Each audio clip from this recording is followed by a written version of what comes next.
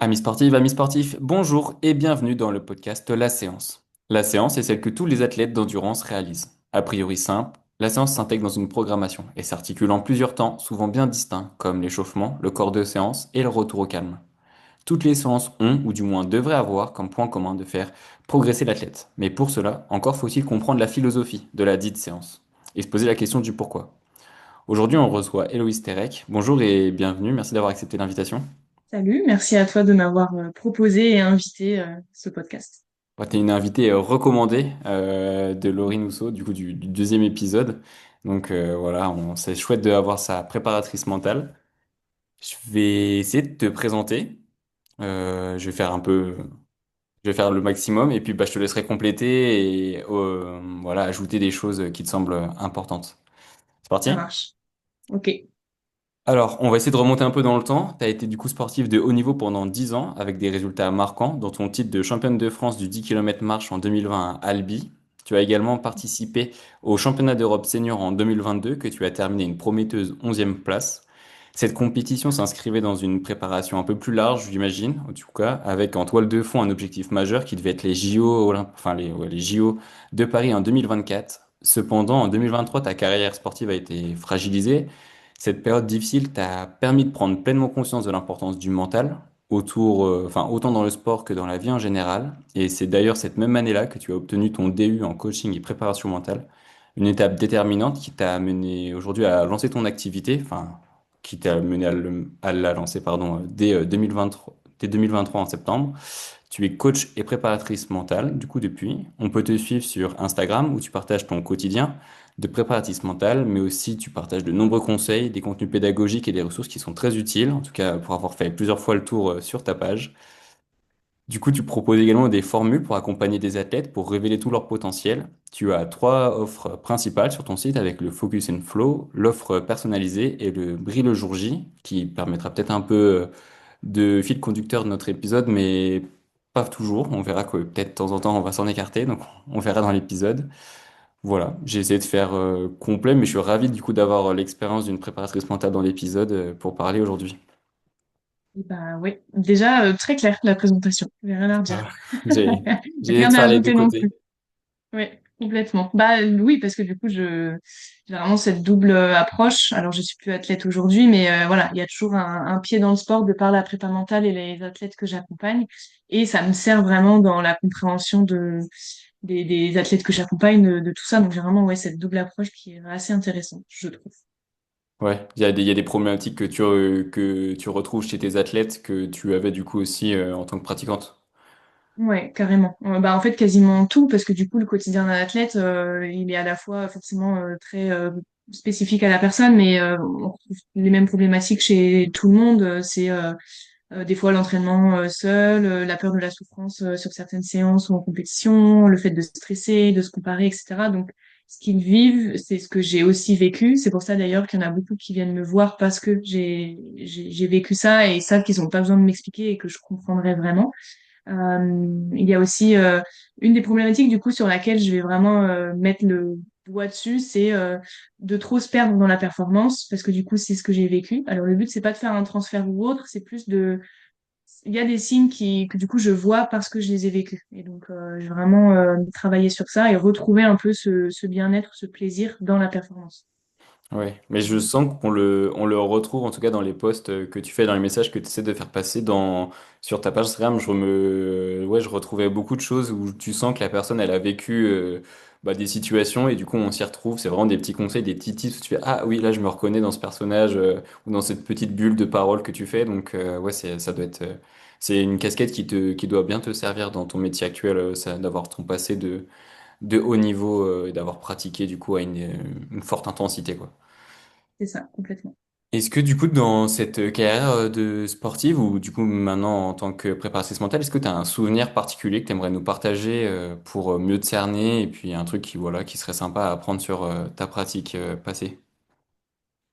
Bah, du coup, en fait, tu l'as évoqué quand tu m'as demandé avant de commencer l'épisode marquant, enfin le moment marquant, et que tu as fait ta présentation sur moi. C'est ce titre au championnat de France élite à Albi en 2020, donc retour Covid.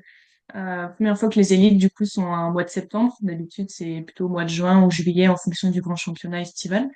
Du coup, bah, en fait, je pense que je savais même pas ce que j'étais. Enfin, j'avais pas d'objectif très précis. J'avais pas spécialement la gagne en tête. Forcément, quand on va sur une compète ou qu'on s'aligne sur une ligne de départ, il y a toujours ce truc de ah pourquoi pas gagner ou enfin voilà aller chercher le mieux, etc. Mais là, c'était vraiment pas mon objectif. C'était vraiment la prise de repère. Donc, je venais sans avoir trop prévu, sans m'attendre à quelque chose de particulier.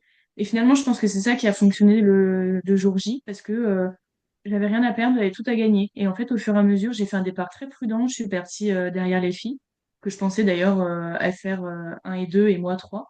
Et en fait, au fur et à mesure, je les ai remontées et ça a craqué derrière. Et du coup, bah, j'ai fini la course en étant complètement libérée. En plus, il n'y avait pas eu spécialement de bagarre ou autre. Donc en fait, de A à Z, même avant la course, j'ai vraiment eu ce truc de bon, bah, j'ai rien à perdre et on y va et on verra bien. Et ça m'a vraiment suivi jusqu'à la ligne d'arrivée où j'avais battu mon record, mais de je sais même plus de combien de minutes. Et ça faisait longtemps qu'il n'y avait pas eu une Française aussi sur cette minute-là.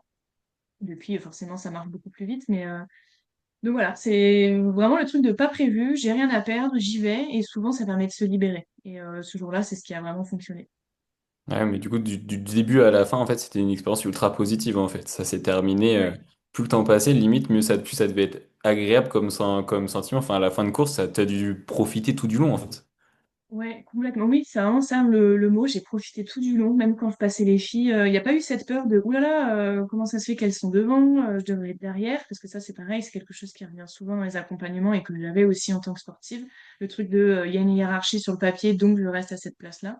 Là, j'avais cassé un petit peu les codes. En fait, comme je m'attendais vraiment à. Enfin, il n'y avait aucune barrière, aucune limite, comme je m'attendais à rien. Et donc, ça a vraiment permis de profiter de chaque instant, chaque kilomètre. Et je voyais que ça allait de mieux en mieux. Donc forcément, ça fait un cercle vicieux, vertueux aussi. Donc ça permet d'avoir que du positif jusqu'à la ligne d'arrivée.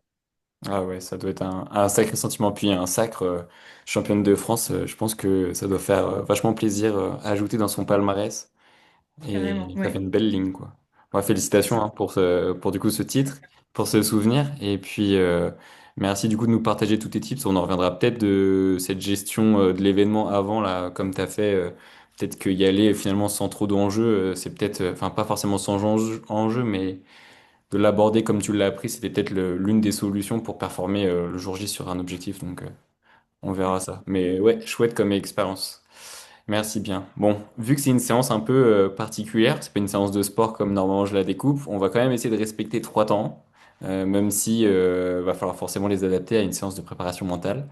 Dans un premier temps, je te propose qu'on parte sur voilà, un peu des généralités de la préparation mentale et comment la préparer, comment préparer une séance de préparation mentale, voilà, en vue d'un objectif.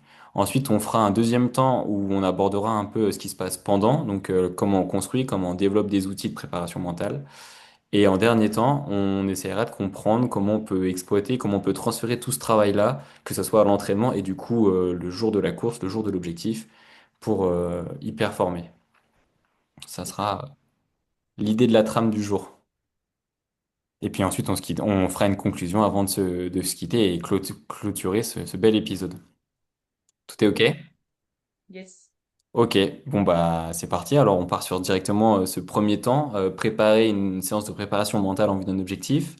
Dans un premier temps, du coup, ça fait déjà plusieurs années que tu exerces. À qui pourrait s'adresser la préparation mentale? C'est quoi le public que tu accueilles du coup dans tes séances? J'accompagne beaucoup et principalement, même exclusivement, voilà, ça pour dire ça. J'accompagne exclusivement des sportifs de tout niveau. En fait, ce qui va m'intéresser, c'est vraiment le projet et l'objectif de la personne, mais aussi comment elle va vouloir travailler, etc. Parce qu'il y a forcément une question de feeling et tout. Donc, c'est beaucoup des sportifs et après, pareil, de tous les âges. J'accompagne à la fois des catégories jeunes. J'ai été de même minime, cadette, et j'ai jusqu'à 45 ans, je crois, en prépa marathon. Donc, Ok. vraiment de tous les âges, tous niveaux. J'accompagne beaucoup de fondeurs, demi-fondeurs, marcheurs, parce que j'ai aussi de ce monde-là, donc ça aide. Mais j'ai d'autres disciplines, j'ai même d'autres sports, donc je ne suis pas fermée. Mais voilà, mon cœur de cible, ça va vraiment être la course à pied principalement, et surtout sur la piste. Tac. T'as beaucoup de sports d'endurance. T'as quand même d'autres sports qui peut-être exigent d'autres ressources que, je sais pas si c'est exactement les mêmes ressources sur les sports d'endurance ou par exemple des sports explosifs de force. T'en as aussi de ce public-là? Ouais, déjà en athlétisme, j'ai d'autres disciplines que la course à pied. J'ai eu quelqu'un en saut en longueur, j'ai eu du sprint, j'en ai toujours d'ailleurs. J'ai un perchiste. Et après, comme je disais, j'ai d'autres sports. Et là, par exemple, il y a une kayakiste avec qui je travaille depuis, ça fait 6 mois maintenant. Du coup, je l'ai accompagnée sur sa saison estivale et ses sélections en équipe de France. Donc, ça fait du bien aussi des fois de faire Hmm. d'autres sports. Ça permet de découvrir d'autres choses, de s'intéresser à d'autres choses, de sortir un peu de mon carcan de l'athlé que je connais en fait depuis 15 ans. Donc, ça fait du bien de voir d'autres sports aussi. Ouais, ça doit même peut-être te challenger parce que du coup, c'est peut-être pas exactement le même langage, pas les mêmes façons de penser ou autre. Donc, Complètement. Même, ouais. ouais, il y a une culture assez différente entre les fédés, parce que ça va pas être les mêmes modalités de sélection, les mêmes personnes, les mêmes encadrants. Enfin voilà, il y a vraiment une différence dans tout ça. Et donc oui, ça me challenge pas mal, oui. Quand elle m'a contactée, je me suis dit, allez, on part pour un nouveau défi. Ok. Ouais. Et mais dans cette diversité que tu as de profils, du coup, que ce soit en termes d'âge ou même de sport, les raisons principales pour lesquelles viennent les athlètes, là, celles-ci, elles doivent quand même à peu près toutes se retrouver. Tu dois avoir des points communs sur la quête de performance. Ouais, oui, alors oui, comme on a dit tout à l'heure, il y a beaucoup ce truc de performance qui revient, donc c'est quelque chose qui va vraiment être au cœur de la demande des athlètes. Après, ils viennent me voir à différents moments pour différentes raisons. Soit ça va vraiment être un accompagnement sur toute la saison et c'est vraiment quelque chose sur du long terme qu'ils cherchent, au-delà d'une transformation, parce que du coup on va utiliser ce terme-là pour nommer le résultat d'une prépa mentale, d'un coaching ou autre. Ils recherchent donc à la fois ça, mais aussi ce côté, on peut faire des séances toute l'année et je peux vraiment compter du coup sur cet accompagnement-là dans les hauts, dans les bas, vraiment tout du long. Donc il y a vraiment pour cet accompagnement saisonnier, il y a aussi pour préparer une échéance spécifique. J'ai déjà eu des trailers cette fois qui m'ont contacté pour préparer la Diagonale des Fous. Enfin voilà, il y a plusieurs courses comme ça où on vient vraiment travailler sur quelque chose de spécifique. Et une fois que l'échéance elle est finie, bah voilà, le suivi il est fini aussi. J'ai aussi des personnes qui viennent me voir un petit peu en urgence, 2, 3 semaines avant une échéance. Là, voilà, c'est un petit peu plus complexe parce qu'en fait, on peut pas du tout aller en profondeur. Il faut vraiment faire dans l'urgence, voir les outils tout de suite. Alors que j'aime bien travailler quand même en profondeur avant pour vraiment avoir des vrais changements. Et ensuite, l'outil vient finaliser ce qu'on vient de travailler. Donc voilà, ils viennent me voir à parfois après un échec, après une déception. Ça peut Hmm. être aussi le déclencheur qu'ils attendaient pour commencer un travail. Ok, ouais, donc c'est vraiment pluriel comme façon de t'aborder, Ouais, d'aborder son préparateur mental. Il y a des raisons qui sont assez diverses. Ça peut être ouais, une frustration, une déception ou une envie d'aller vers de la perf. Et puis du coup, après, l'élément déclencheur, bah, t'en as un peu parlé, ça peut être un peu n'importe quand. Il y a toujours un peu de tout, quoi. Il y a ceux qui s'y prennent en avance et ceux qui s'y prennent dernière minute, ils se disent, ouh là, j'ai peut-être un petit truc à aller chercher sur la préparation mentale là. Et du coup, exactement. dernière minute. Ok. Et donc, voilà, comment tu conseillerais à un athlète qui se dirait il faut que je me trouve un préparateur mental ou il faudrait que j'avance là-dessus sur un point qui peut être clé de la performance. Comment il pourrait trouver un préparateur mental que se dire voilà, faut que j'aille vers lui parce que voilà, quels sont ouais, je sais pas il y a un annuaire ou des cartes où on pourrait retrouver la liste des pas des meilleurs mais en tout cas des profils de Ouais. préparateurs mentaux. Alors malheureusement, il n'y a pas de liste d'annuaire ou autre, parce qu'en fait, ce métier-là, il n'est pas réglementé, comme les psychologues, comme les médecins, enfin bref, tous ces trucs qui tournent autour de la santé. Et je dis malheureusement parce que du coup, c'est un peu la porte ouverte à tout le monde et à tout et n'importe quoi. Donc déjà, avant d'aller voir, de choisir quelqu'un ou de sélectionner plusieurs personnes, c'est aussi de définir son propre besoin. Qu'est-ce que Hmm. je veux aller travailler? Qu'est-ce que je veux avoir à la fin de ce suivi? Qui je veux être à la fin de ce suivi? Donc vraiment le côté transformation. Ensuite, c'est de voir bah, est-ce que quelqu'un en visio ou en présentiel, qu'est-ce qui me convient le mieux? Parce que du coup, si c'est en présentiel, bah faut aller voir dans sa ville. Donc là, ça va être directement, je trouve, par recherche sur Internet, ça fonctionne plutôt bien où on a vraiment les résultats liés à où on se trouve. Et ensuite, c'est d'aller voir aussi, une fois qu'on a trouvé quelques noms, d'aller voir leur site internet, d'aller voir leurs réseaux sociaux s'ils en ont, et de voir bah, leurs diplômes, qu'est-ce qu'ils proposent comme offre, est-ce que ça peut convenir, est-ce que finalement je fais partie aussi des personnes qu'il peut accompagner, etc. Après, même si la personne ne vous accompagne pas, elle vous redirigera. Donc, vous trouverez Hmm. quand même quelqu'un qui pourra convenir.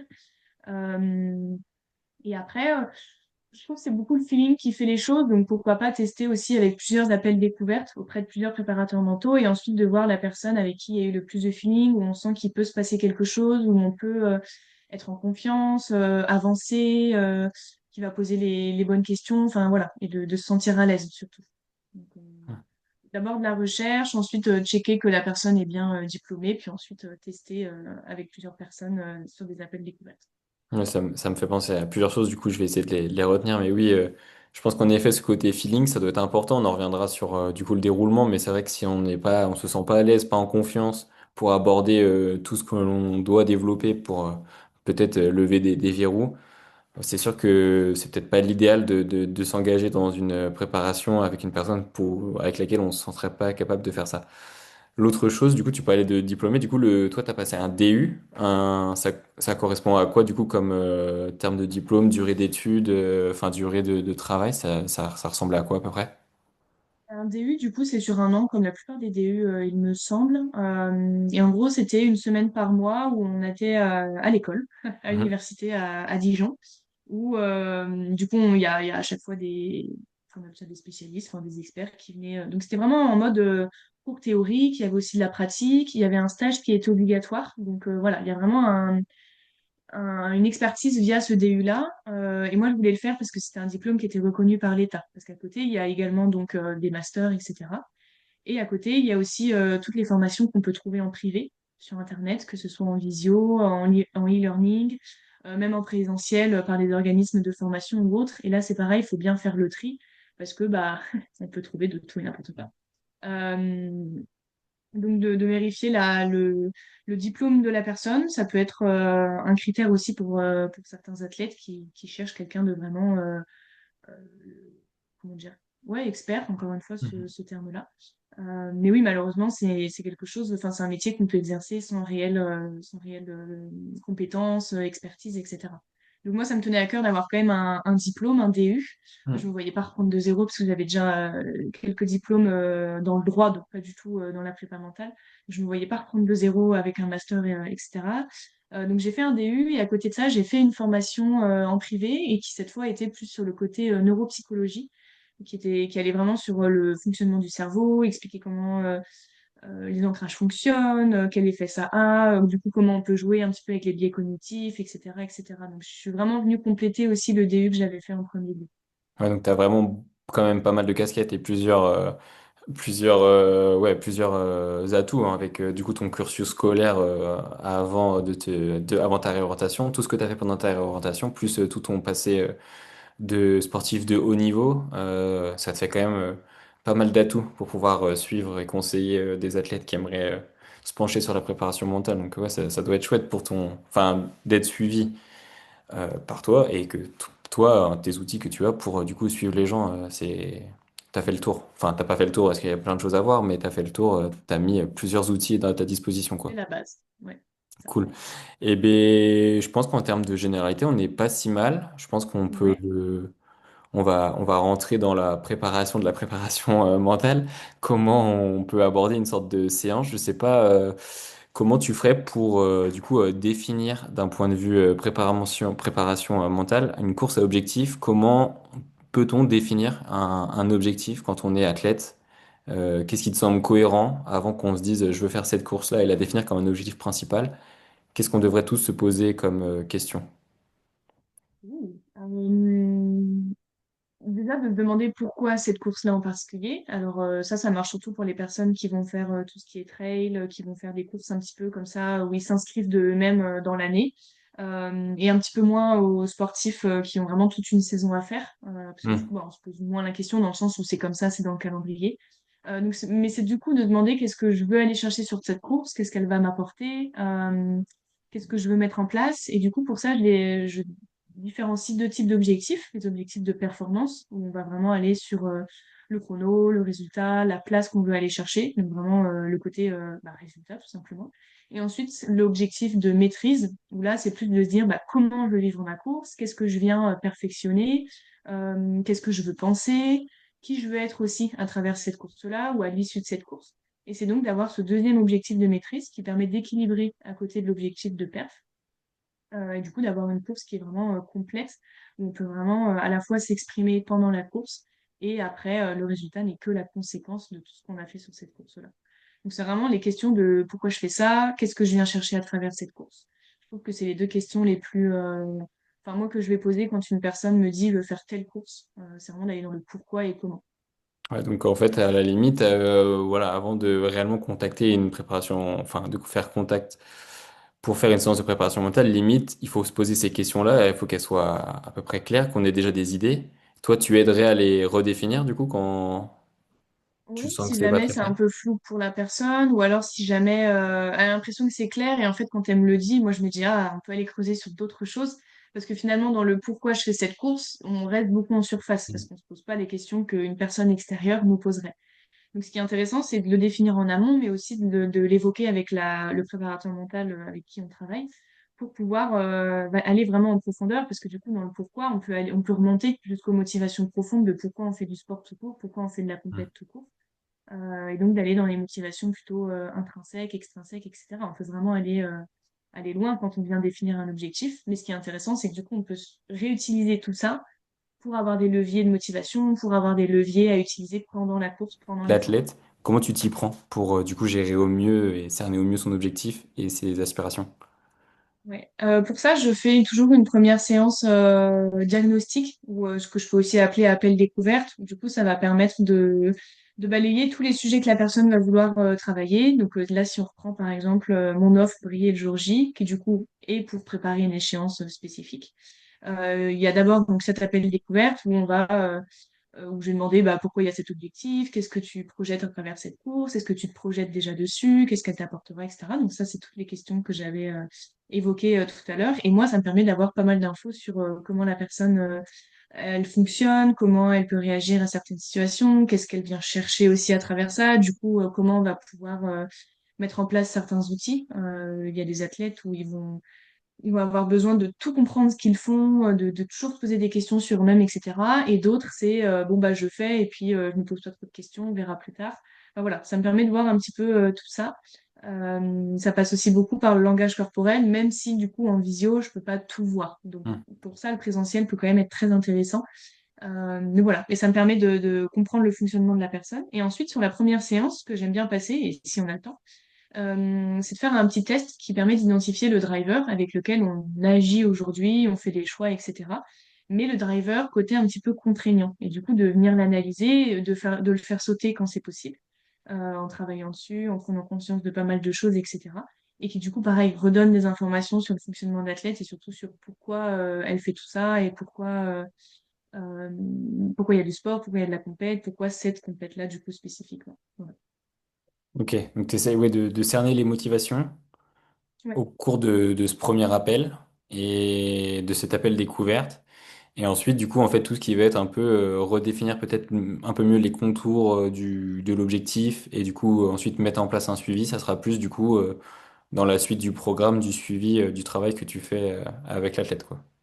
Ouais, complètement, c'est ça. Et du coup, après, pour continuer un petit peu sur le suivi de manière globale, donc au début, on va aller sur des suivis un petit peu en profondeur, donc encore une fois, ce truc de pourquoi. Des fois, on peut aller sur des questions de confiance en soi, d'identité, et souvent, ça vient d'ailleurs sur le tapis. Pour ensuite, au fur et à mesure, une fois qu'on a travaillé ces problématiques de fond, entre guillemets, aller sur un petit peu plus en surface, et donc un petit peu plus de concret avec des outils spécifiques.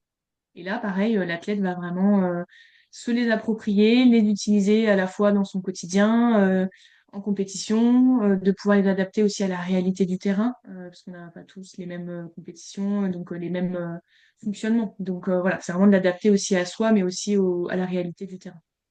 Ok, ok, donc il y a un travail, on va dire, en amont d'un vrai suivi de préparation mentale.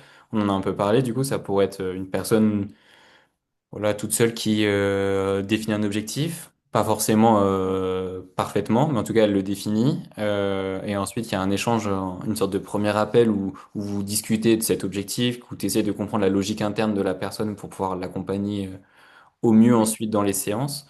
Est-ce que aussi ça pourrait être intéressant dans ce tout début du coup d'échange avec la préparation, enfin avec la préparation mentale, de faire un peu une sorte de déjà soi-même de liste de quels sont nos points forts, on estimerait nos points forts de voilà de ressources mentales et aussi nos points faibles. Je sais pas, mais j'ai toujours un peu l'impression que dans les compétitions, il y a un peu deux types d'athlètes, en tout cas enfin je trouve, c'est les athlètes sur qui une compétition ça va les stimuler. Il y en a un enfin quand tu te fais doubler, et voilà, il y en a qui s'accrochent et ils sont prêts à mourir, ils vont rien lâcher quoi, c'est des morts de faim. Et puis à l'inverse, on a d'autres qui sont là en mode waouh, il est fort, il m'a doublé, il doit tellement s'entraîner, il doit tellement être meilleur que moi.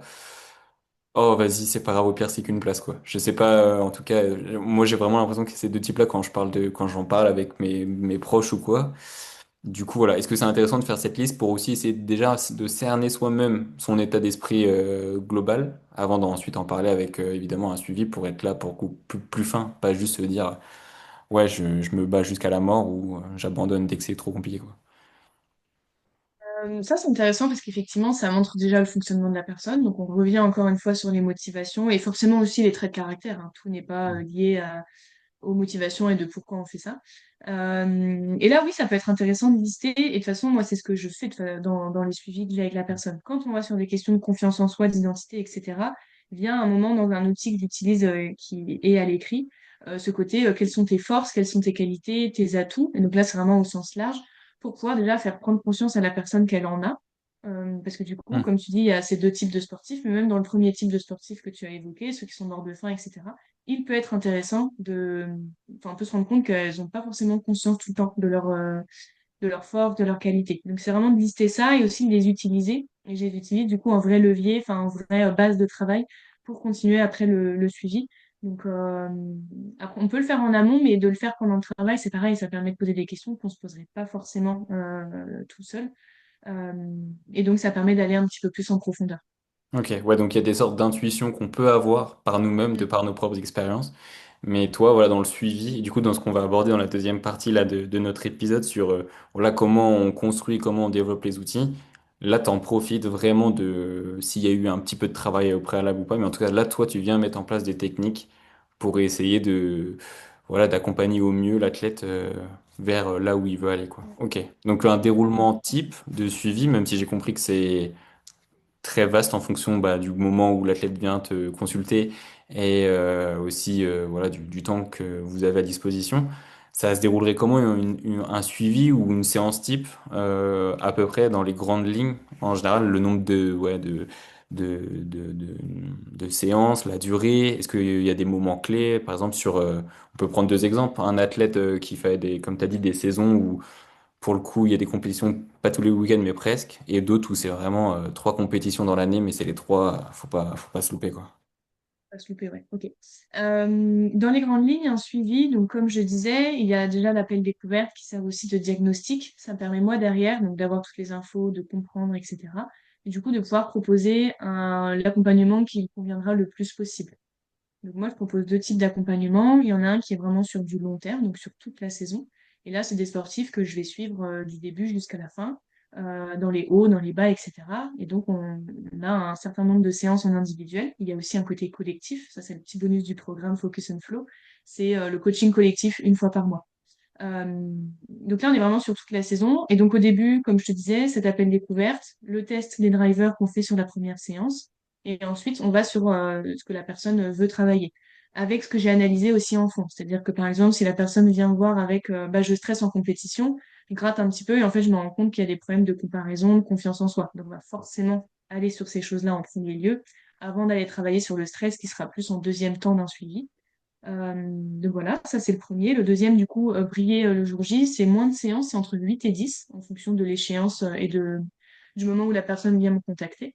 Là, en revanche, la trame reste à peu près la même, c'est-à-dire que c'est toujours un appel découverte, le test des drivers en première séance, et ensuite d'aller un peu plus directement quand même dans le spécifique pour vraiment bien se projeter dès le début sur l'échéance, même si ça peut paraître encore loin pour la personne de vraiment préparer toutes les facettes d'une compétition, de se préparer au terrain, au moment où ça va être facile, au moment où ça va être plus difficile, à la concurrence, à la pression, etc., etc.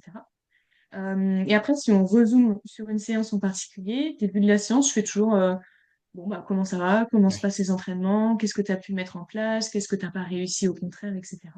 Ensuite, soit la personne, elle vient avec un sujet spécifique qui lui est arrivé dernièrement, soit moi, du coup, en amont, j'ai préparé quelque chose et on travaille du coup sur cette chose-là. Par exemple, au tout début de l'appel découverte, on a travaillé, enfin, j'ai vu qu'il fallait analyser confiance en soi, stress et ensuite concentration. On a déjà fait confiance en soi, on a bien travaillé, etc. La personne vient avec trop rien de spécifique. Bon, bah, du coup, on va se mettre sur le stress. Mhm. Et ensuite, le reste de la séance, c'est travail sur ça. Et après, ça mélange du coaching qui va être du coup plus un système de questions-réponses pour aller vers la prise de conscience, vers la déconstruction de croyances limitantes, de schémas un petit peu plus négatifs, etc. Avec du coup un outil concret à mettre en application s'il y a du coup quelque chose à mettre en application. Voilà. Ok. Oui, donc ça reste adaptable au moment où la séance a lieu. Et il y a quand même un peu de versions. J'ai l'impression que ça a l'air du coup, quand tu suis les athlètes quasiment toute la saison avec beaucoup d'événements, j'ai du moins l'impression que tu as l'air d'être quand même plus sur un travail en profondeur vraiment pour essayer de les suivre, pour les construire. Peut-être que ça peut être hyper intéressant pour des athlètes voilà, qui sont en construction. Ça leur permet vraiment de s'étoffer au cours de la saison. Et puis bah, pour ceux qui viennent pour un objectif, c'est pareil, ça leur permet par contre d'avoir les clés indispensables. C'est vrai qu'il faudrait que j'essaie de m'en souvenir, on en reparlera peut-être après, mais du coup, oui, c'est ça, il y a plusieurs éléments qui peuvent impacter la performance. Tu as dit, bah, la concurrence, la connaissance de l'événement, la connaissance de ce qu'on doit faire pendant la course, quand ça va mal, quand ça va bien. Donc ouais, bon, je pense qu'on va en reparler. Je vais essayer de retenir toutes les questions qui peuvent un peu être dans ma tête et quand les moments seront venus, j'essaierai de les poser au bon moment. Et est-ce que du coup, ce moment d'échange que tu dois créer, je suppose que il faut que ça soit fluide entre du coup la personne qui vient te contacter et toi. Comment tu fais pour créer un espace où il se sent à l'aise pour discuter du coup beaucoup de perso? Parce que oui, c'est de sa propre personne dont il va parler. Donc voilà, comment tu fais pour que ça se passe bien en termes d'échange? Je sais pas, c'est assez naturel en vrai. Bah déjà, Mhm. je laisse forcément la parole à la personne. Je n'ai pas à parler ou à émettre ne serait-ce qu'un jugement ou de supposer. Je n'ai pas à Oui. parler de moi non plus. Donc en fait, c'est un vrai espace pour la personne. Les personnes qui sont venues d'elles-mêmes, c'est qu'elles sont déjà aussi assez convaincues que ça peut leur servir et que ça va vraiment les aider. Donc elles sont déjà à l'aise pour parler. Les personnes que je vais chercher, parce que je prospecte aussi un petit peu quand même, bah là, faut créer de A à Z cet espace d'échange, de confiance, de feeling, etc. Et là, c'est d'abord un petit peu en entonnoir, ça va être des questions très larges et très globales au début, pour que la personne voit que bah, je suis là pour comprendre aussi comment elle fonctionne et pas forcément lui vendre absolument un truc. Et ensuite, au fur et à mesure, d'aller un petit peu plus sur du spécifique pour vraiment qu'elle comprenne aussi bah, son fonctionnement, qu'est-ce qui peut pêcher en compétition, et ensuite, c'est elle de voir si elle veut continuer. Mais pour créer cet espace, c'est vraiment laisser la parole à la personne et pas de jugement, tout simplement. C'est vraiment quelque chose à laquelle je tiens. J'ai jamais été jugée pourtant dans ce que je pouvais dire face à un psychologue ou autre, mais en fait, je vois tellement c'est plus chez les psychologues cette fois, mais je vois tellement ah bah, j'avais traité ce problème-là, puis il m'a répondu ça. Je me dis, mais comment on peut répondre des trucs pareils ou juger la personne pour ce qu'elle dit ou pour ce qu'elle fait, alors que bah, tu es censé être psychologue et donc avoir une posture neutre. Donc c'est vraiment quelque chose que j'ai à cœur de continuer enfin, de mettre en place dans mes accompagnements. Ouais, tu te mets un peu de côté et vraiment dans la posture de l'accompagnement. Ok, je vois je vois l'idée principale. Et oui, donc ça crée cette bulle un peu qui vous permet de bien échanger. Cependant, je pense, enfin, j'imagine s'il y a des moments où tu viens aborder, il y a des thèmes qui sont abordés qui peuvent mettre un peu en difficulté la personne, qui peuvent créer des blocages. Du coup, c'est l'occasion pour toi de d'aborder comment ces difficultés, comment tu les gères pour peut-être du coup aller les creuser parce qu'elles peuvent sûrement être intéressantes si justement ça soulève des difficultés. Comment toi tu fais du coup pour y accéder et en discuter? Bah, déjà, ça va dépendre si c'est encore quelque chose où il y a beaucoup d'émotions qui y sont liées. Par exemple, un échec qui est vraiment hyper fort, hyper encore marquant et pour la personne, et que je sens qu'il y a encore beaucoup d'émotions ou autres. Soit elle va être OK pour commencer à en parler et délier les choses, soit c'est pas le moment et elle me le fera comprendre et je comprendrai. Donc on l'abordera plus tard ou jamais si elle estime que. Voilà. Parce que je suis pas psychologue. Encore une fois, Mhm. c'est vraiment d'émettre cette différence entre la personne, si elle a un trauma, je ne suis pas compétente pour le gérer. Et donc là, c'est à moi de rediriger aussi vers quelqu'un qui sera beaucoup plus compétent. Et après, oui, c'est de délier toutes les émotions qui vont être liées à un blocage, pourquoi il y a ce blocage, de comprendre l'origine aussi, et ensuite de déconstruire petit à petit. Alors, ça va dépendre des personnes, mais soit c'est en rentrant dans l'art et en exagérant un petit peu les choses, soit c'est de reformuler pour lui faire comprendre que, en fait, tu viens de dire ça, est-ce que tu es OK avec ce que tu viens de dire, etc., etc. Donc, c'est vraiment, là, on est plus sur du coaching, donc c'est vraiment de la question-réponse avec de la prise de conscience. Ouais, c'est du feeling. Il faut vraiment que tu sois du coup Ouais. hyper alerte et hyper vigilante et à ce que tu entends et à ce que tu dois dire. Ça doit te, en termes de ressources mentales, à la fin d'une journée, je pense, tu dois être pas mal fatigué. Oui. Au début, j'étais incapable de faire 2 séances dans la même journée. Maintenant, Hein. je suis plutôt à 4, 5 grand maximum. Mais oui, à la fin, je suis cuite. Et c'est pour ça que je fais pas plus. Et je sais aussi que j'ai certains horaires où je suis assez performante et Mhm. d'autres, je le suis beaucoup moins. Et donc, j'évite de mettre des gens à ces horaires-là parce que j'ai une moins bonne analyse, je trouve, et je rebondis moins sur les trucs. Donc, mais oui, il faut avoir je trouve, une bonne capacité d'analyse pour ce genre de choses parce qu'en fait, ça va beaucoup se passer aussi dans les mots que la personne va utiliser peut-être dans les hésitations aussi qu'elle va avoir. Enfin voilà, il y a vraiment aussi un travail de d'analyse, de vraiment revenir sur une phrase en mode ah, tu as dit ça juste avant, qu'est-ce que t'en penses? Est-ce que c'était vraiment volontaire? Enfin voilà, de déconstruire un petit peu ces choses-là. Bah, tu dois être à 1000 à l'heure là-haut pour réussir à interpréter, analyser tous les signaux, rebondir tout en gardant cette posture que tu disais neutre et d'accompagnement et de créer un espace voilà, propice aux échanges. Mais aussi, voilà, il faut pas juste écouter, il faut être capable de, ouais, de reposer les questions pour, du coup, ouais, voilà, rebondir sur tout ce qui a potentiellement été dit. Donc, ouais, ça doit être bien solide comme exercice. Je pense que avec les années d'expérience, ça doit être assez sympa ou même ça doit être marrant de se recomparer aux premières séances ou aux premiers accompagnements que tu devais faire. Tu devais dire, ah oui, ça me Je demandait me ça comme trouverais approche. extrêmement nulle. Ouais, bah après, c'est comme tout, du coup, on progresse, c'est ça qui est Bah chouette. oui. Mais ok, et donc tu as plusieurs fois dit dans cette première étape là un peu d'accompagnement de driver, ça en gros c'est la façon dont les gens fonctionnent, c'est ça? Driver, ça va être c'est vraiment un message. En fait, il a vraiment les deux connotations. Un driver, ça va être quelque chose qui va un mantra, une phrase, quelque chose qui vient nous tirer au quotidien, nous booster, nous Mhm. motiver, etc. Mais ça peut être aussi quelque chose de contraignant, parce qu'il va être issu un petit peu de notre éducation, de notre enfance, de certains faits de vie auxquels on a fait face, etc. Mais qui vont encore être ancrés aujourd'hui et nous driver sur certains points. Donc moi, j'utilise le driver, mais plus pour prendre conscience enfin, pour débloquer certaines choses. C'est pour Parce que construire des profils de personnes? Enfin. moi, oui, parce que du coup, ça me permet quand j'ai du coup le driver, ça me permet d'axer et de comprendre beaucoup de choses. La personne, ça lui fait prendre conscience de choses aussi forcément. Après, ça lui parle ou ça lui parle moins, mais moi, ça me sert. C'est pour ça que je le fais vraiment en début de suivi. Tu vois, par exemple, il y en a un, c'est fait plaisir. Ça, c'est un des drivers. Où c'est le truc de toujours faire passer les besoins des autres avant les siens, de faire plaisir aux gens, etc. De toujours s'effacer ou autre. Alors qu'en fait, dans le sport, à un moment, on peut pas tout le temps s'effacer. Il n'y a pas je parlais de hiérarchie tout à l'heure, c'est aussi le genre de personnes qui vont dire, bon, bah, cette personne, elle est plus forte sur le papier, donc je me cale derrière. Non, en fait. Parce que, à un moment, il faut s'exprimer, à un moment, il faut oser, il faut y aller, c'est en osant que, on déconstruit un petit peu tout ce driver-là. Donc voilà, c'est déjà dans un premier temps de mettre le mot dessus, enfin le doigt dessus, pour le faire sauter dans le meilleur des cas.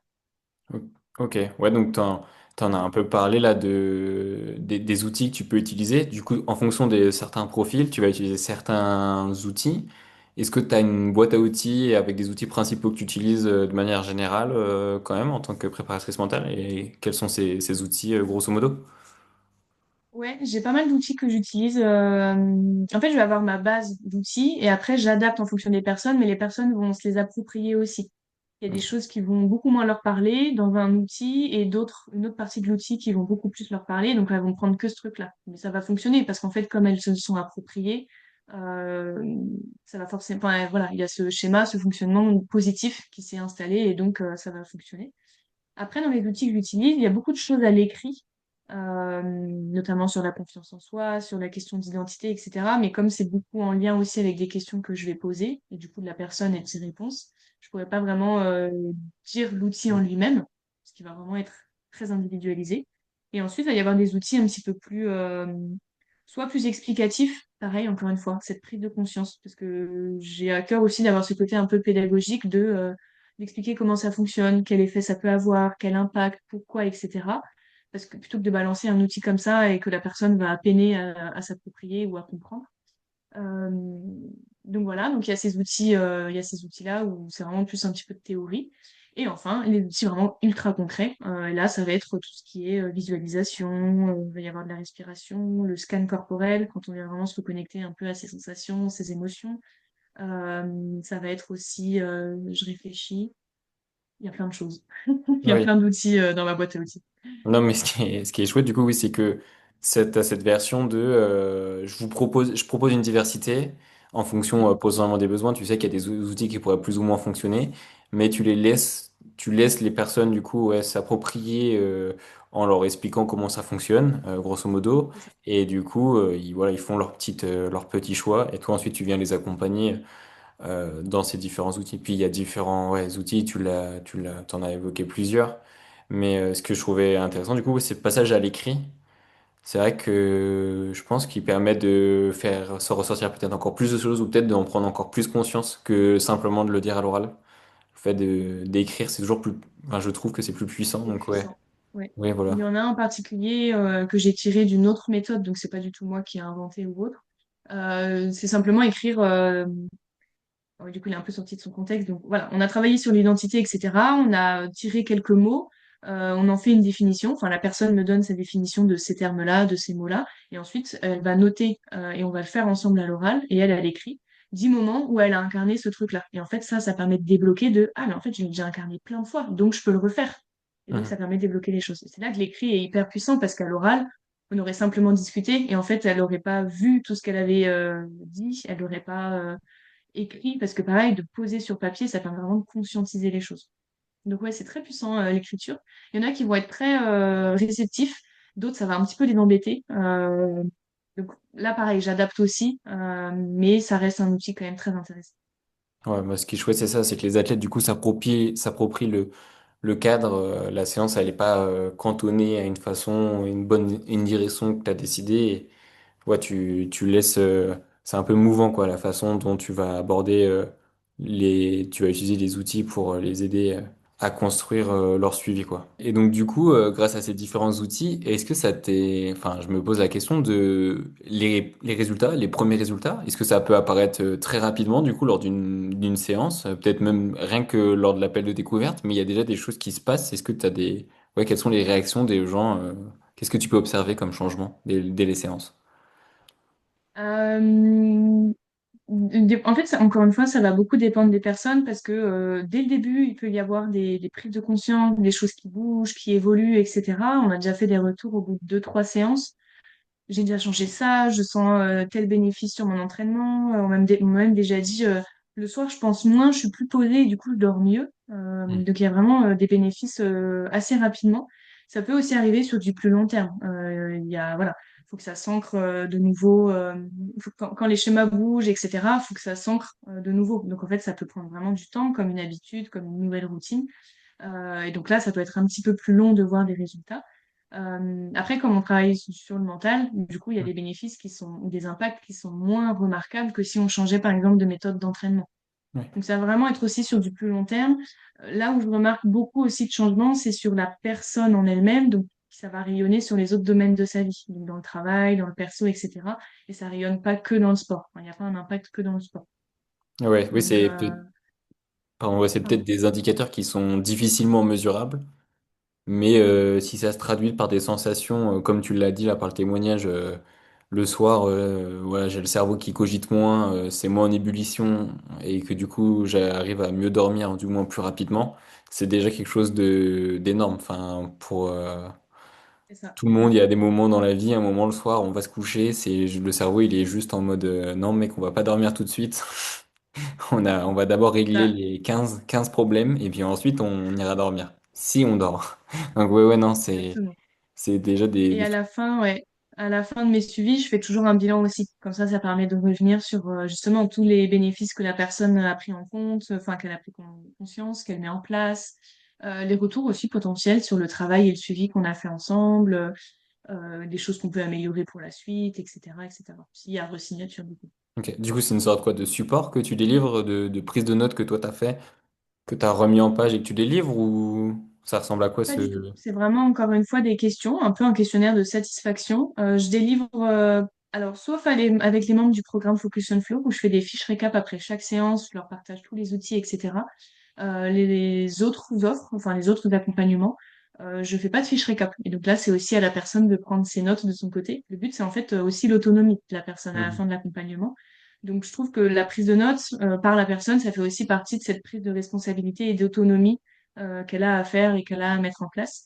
Euh, voilà, c'est juste un parti pris, parce que je sais qu'il y a d'autres préparateurs mentaux qui enregistrent les séances, ça leur fait des comptes rendus et ils envoient ça au coaché. Donc voilà, Mhm. c'est un parti pris que je prends et pour l'instant, ça fonctionne bien comme ça.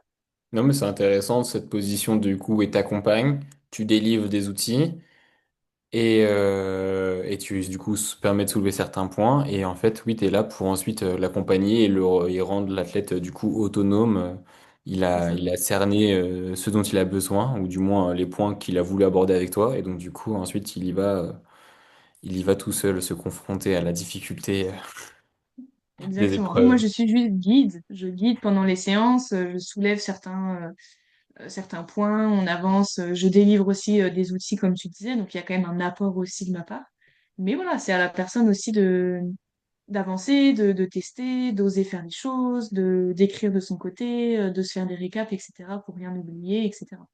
Ok.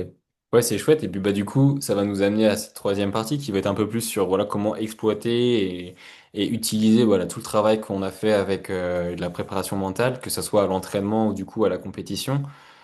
Tu le mets en place, tu leur proposes des choses pendant ta séance, mais est-ce que du coup, voilà, tout seul de son côté, est-ce qu'on a des choses à mettre en place, par exemple à l'entraînement, des outils que tu as donné un peu type, voilà, on arrive sur une séance.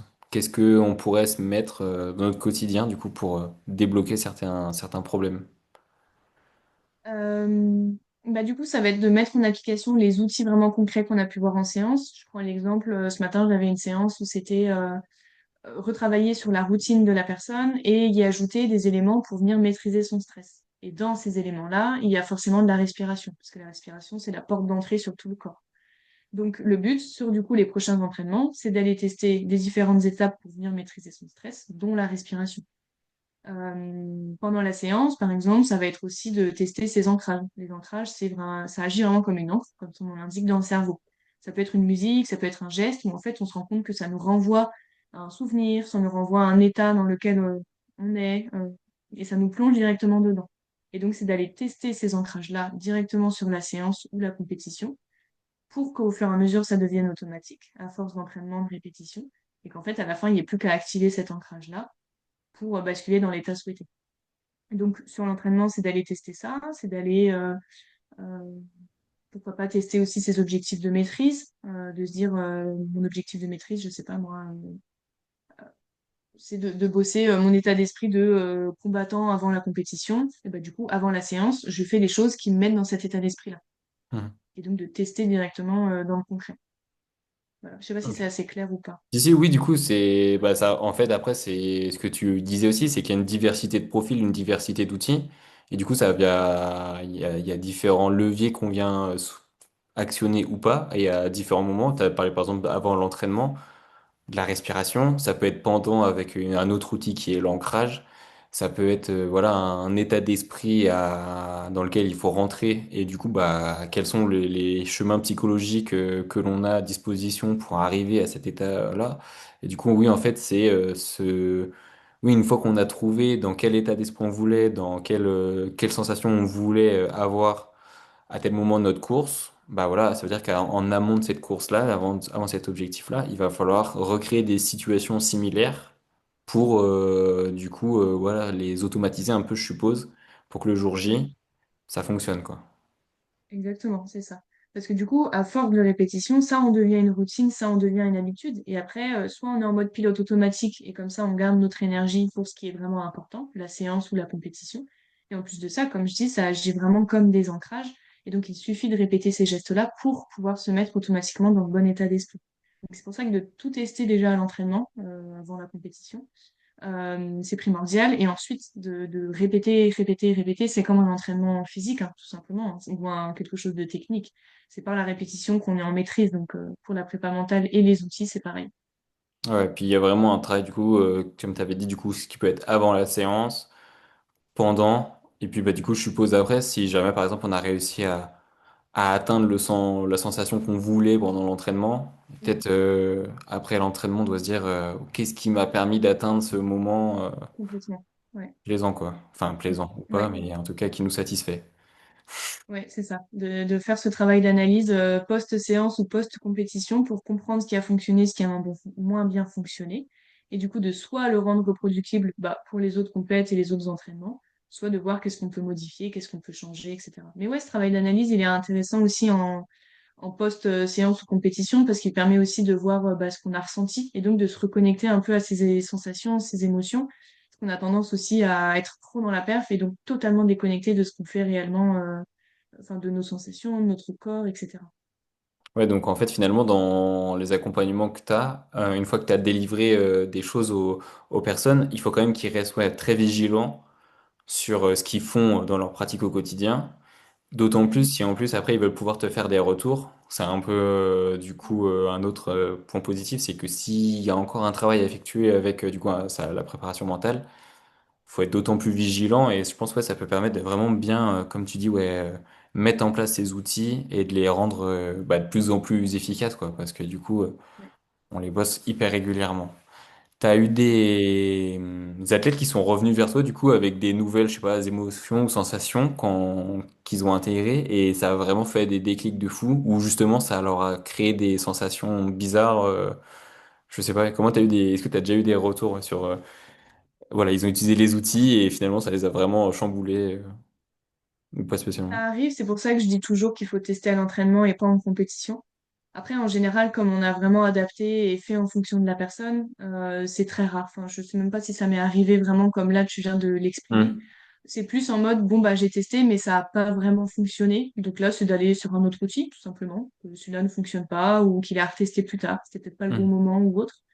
Et après, oui, des retours plutôt positifs sur les outils, c'est pareil, j'en ai eu aussi. C'est hyper gratifiant, du coup, parce que bah, ça montre qu'on va dans la bonne direction, on est sur le bon chemin pour aller vers l'objectif vraiment complet de la personne. Et, euh, et voilà. Donc oui, les deux cas, enfin, soit ça ne fonctionne pas, soit ça fonctionne très très bien. Voilà. Ouais, ouais, je vois. Il n'y a pas eu non plus de côté chamboulement en mode c'est la grosse cata, ça n'est jamais arrivé. C'était peut-être exagéré, oui. Et j'espère que je touche du bois, ça ne m'arrivera pas. Ouais, ou alors un truc qui te change et que là, tu deviens une machine imbattable parce que finalement, t'as levé quelque chose de fou, mais bon, ça va pas C'est remplacer non plus tout Non, l'entraînement que non, t'as pas fait pendant un an, quoi. c'est ça. Oui, c'est encore une fois pareil, c'est complémentaire. La prépa mentale n'est pas magique, malheureusement. Donc c'est à force d'entraînement, de répétition, de séances, de prise de conscience qu'on fait bouger les choses. C'est pour ça que je reviens sur le côté, c'est aussi la responsabilité de l'athlète, entre guillemets. Voilà, c'est elle qui vit les choses, c'est elle qui, ou lui, je dis elle depuis tout à l'heure. Euh, c'est lui qui vit les changements. Donc voilà. Ouais, et donc, avec tout ce qu'il a mis en place, du coup, pendant les séances, pendant l'entraînement, cet athlète, il ou elle, n'importe, bref, il arrive sur, du coup, son objectif.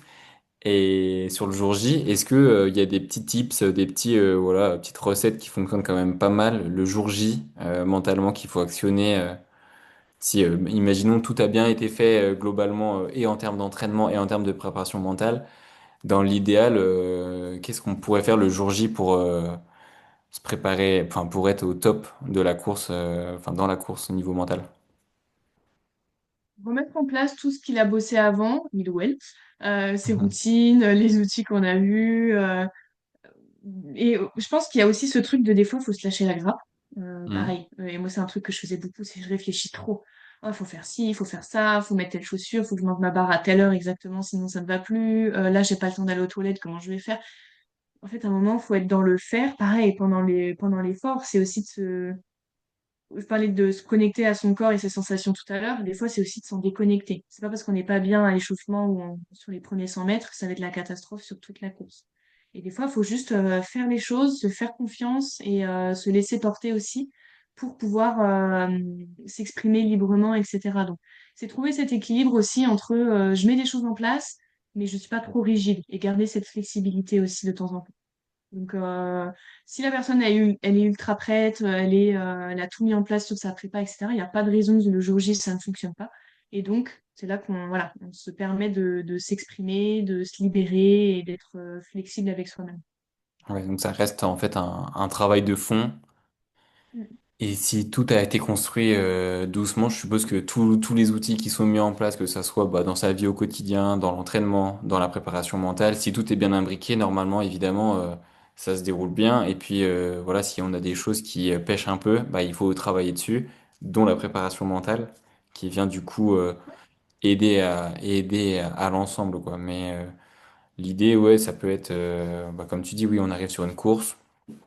Et du coup, bah voilà, te faire confiance aussi de temps en temps, ça peut bien se passer aussi. C'est pas toujours imaginer les scénarios catastrophes. Exactement. Ouais. Souvent, on imagine 20 milliards de scénarios négatifs. Et du coup, ma question, ça va être, OK, et si ça se passe bien, qu'est-ce qui se passe finalement? Parce que bah, ça peut aussi très bien se passer.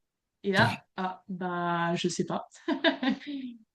Ouais, Donc, faut mettre un peu de positif des fois. Ça fonctionne bien. ouais, Ok. complètement. Bah, c'est pas mal. Et peut-être dernière question sur, en tout cas, l'aspect compétition. Débrief d'après compétition. Qu'est-ce que l'on fait du coup d'une compétition, un objectif phare? Comment on regarde ce que l'on a fait pendant la compétition? Quels sont les points de vigilance où on pourrait se dire, bah là j'étais en déficit d'un point de vue mental et ou alors à l'inverse, qu'est-ce qu'on retient? On se dit, bah là ça m'a bien été utile. Voilà comment un peu ça se déroule, ça un débrief post compétition.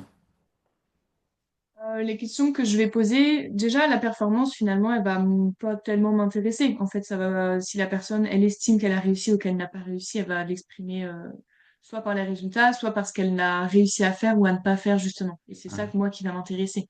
Donc c'est d'analyser, bah, qu'est-ce que j'ai réussi à mettre en place. Il y a toujours des bénéfices et des choses positives à en retirer. Qu'est-ce que je n'ai pas réussi à mettre en place, qu'est-ce qui a moins bien fonctionné, donc qu'est-ce que je peux changer pour la prochaine fois, qu'est-ce que je retire de cette compétition. Je reviens encore à ma question du tout début de qu'est-ce que ça m'a permis d'avancer chez moi, qu'est-ce que ça m'a permis de faire progresser, qui j'ai été sur cette compète, qu'est-ce que je suis devenue grâce à cette compète, parce qu'il y a certaines échéances qui viennent changer aussi un petit peu les choses, hein, il y a certains déclics, etc. Donc bon, c'est de se poser des questions, mis à part la performance, qu'est-ce que j'en retire de bien, de moins bien, et qu'est-ce que je peux garder ou changer pour la prochaine fois. Ça va vraiment être ce type de questions que je vais poser, et je m'intéresse plus à comment elle a fait sa course, comment elle l'a vécu, plutôt que le résultat en lui-même. Ouais, c'est vraiment, tu questionnes l'athlète pour en fait redévelopper tes outils, redévelopper ouais, des moyens d'action pour permettre à l'athlète encore de progresser, de se renforcer là où il avait des potentielles fragilités et souligner les choses qui étaient positives qu'il faut aussi du coup remettre en avant. Ok.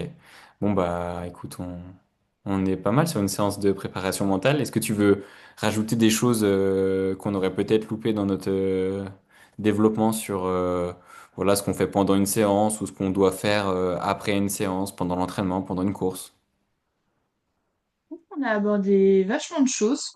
Si je devais finir sur quelque chose, c'est vraiment de chercher cet équilibre entre je prépare tout et je prépare aussi l'inconnu en me projetant sur ma course, en mettant des outils en place, en faisant de la prépa, en préparant mon matériel, etc.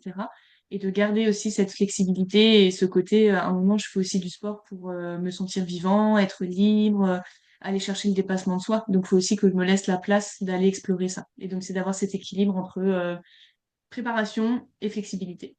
Ah oui, c'est un bon mixte. Je pense que c'est un Ouais, mixte intéressant qu'il faut chacun le dose à sa manière hein, sur le pourcentage de préparation et le pourcentage de je laisse la vie décider, mais ouais, c'est intéressant ce mix que tu nous conseilles d'avoir, de trouver cet équilibre entre les deux, ce qu'on est capable de contrôler et ce qu'on est capable d'accepter de pas contrôler, mais c'est ok. complètement. Ok, bah écoute, je vais essayer de faire une conclusion du coup, et pour le coup, je pense que vu tout ce que tu as dit, et j'ai malheureusement pas tout retenu d'un coup, donc je pense que j'aurais besoin de toi pour compléter. Je vais essayer de faire au mieux.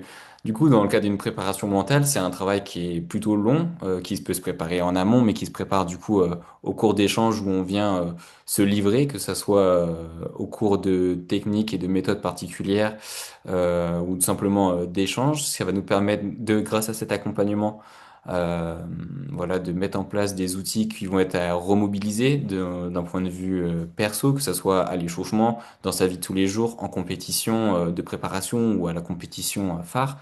L'objectif, du coup, c'est d'ajouter une pierre en plus à tous les autres constituants de la performance. C'est quelque chose en plus qui vient nous permettre de mieux nous sentir, en tout cas d'atteindre l'objectif qu'on s'est fixé. Je pense avoir oublié tellement de choses que j'avais en tête, mais qu'est-ce que tu dirais aussi si tu devais redire des choses très flash sur ce que c'est et pourquoi tu conseillerais à un individu, à une personne de faire de la préparation mentale.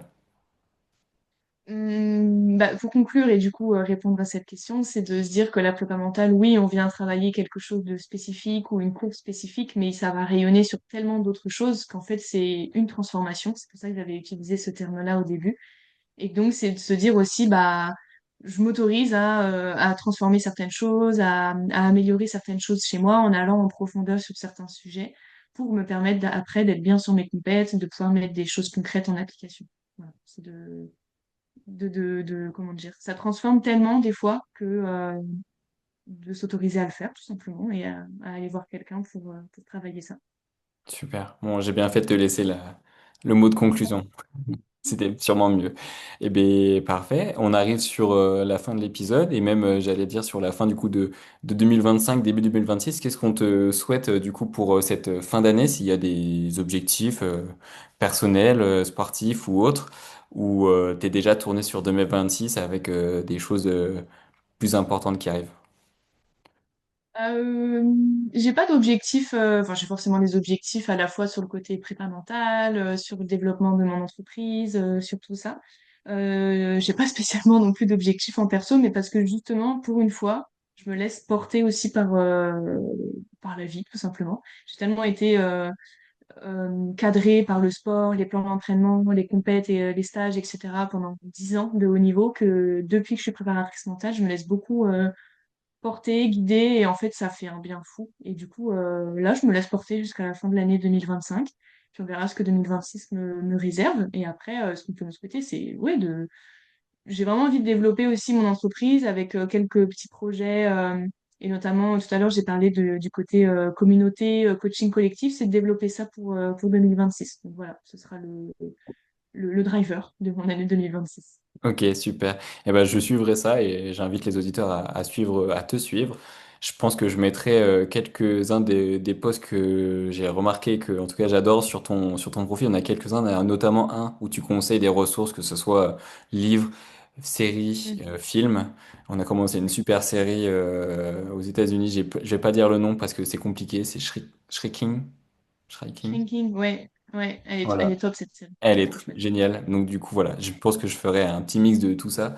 En tout cas, c'est ce qu'on te souhaite, du coup, que ça fleurisse bien et que les personnes que tu accompagnes, voilà, se portent super bien et du coup réussissent leur objectif perso. Voilà. Complètement. Merci beaucoup. Ciao, merci beaucoup. Au revoir. Voilà, c'est la fin du neuvième épisode. Merci à Héloïse Terek pour ce moment d'échange autour de la préparation mentale. En fonction de vos objectifs, de vos envies et de votre manière d'aborder votre pratique sportive, la préparation mentale peut devenir un véritable soutien. L'accompagnement proposé s'appuie sur une construction progressive, personnalisée, afin de révéler tout votre potentiel. Il peut prendre différentes formes pour s'adapter au mieux à vos besoins et à votre rythme. Vous retrouverez de nombreux conseils sur la page Instagram d'Héloïse. Je vous invite à la rejoindre pour découvrir encore plus de contenu dédié à la préparation mentale. Quant à moi, je vous donne rendez-vous sur la page Instagram de La Séance le podcast pour retrouver l'épisode 9, la préparation mentale façon Héloïse Terek en détail. Merci pour votre écoute, n'hésitez pas à vous abonner, partager, commenter et liker. À bientôt pour une prochaine séance. D'ici là, bon entraînement les sportifs. Ciao